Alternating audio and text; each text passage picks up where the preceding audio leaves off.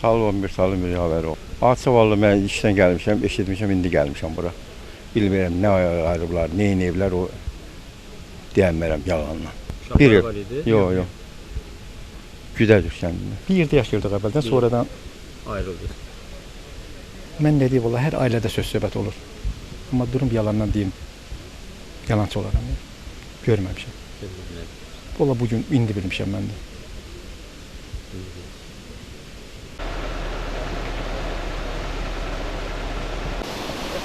Sakla beni. Buyurun. Sakla.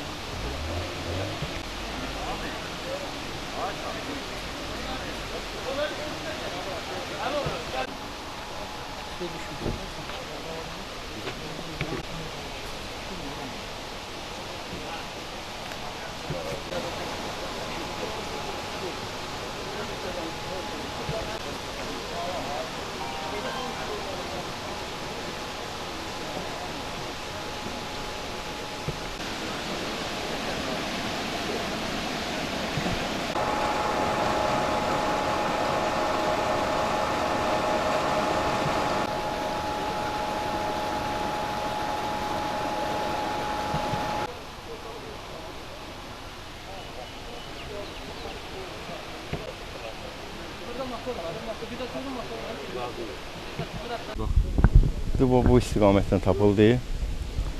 Buradaydı. Sağ olsun cəmaatın köməkliyin daxtı çıxartdı buradan.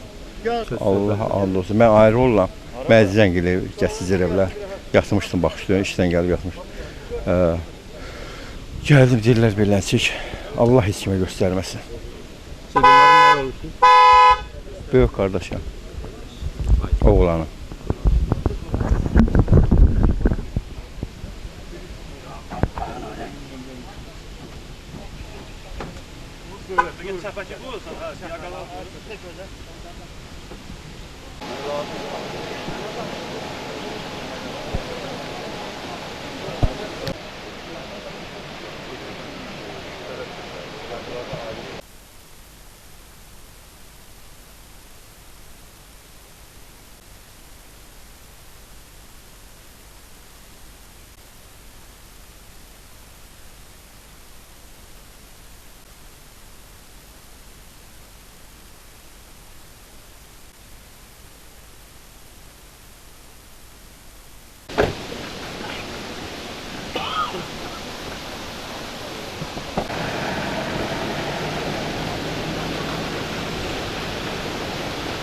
Sizin bir bakalım olmağın evde kurtuluşta. Tanış ne olur?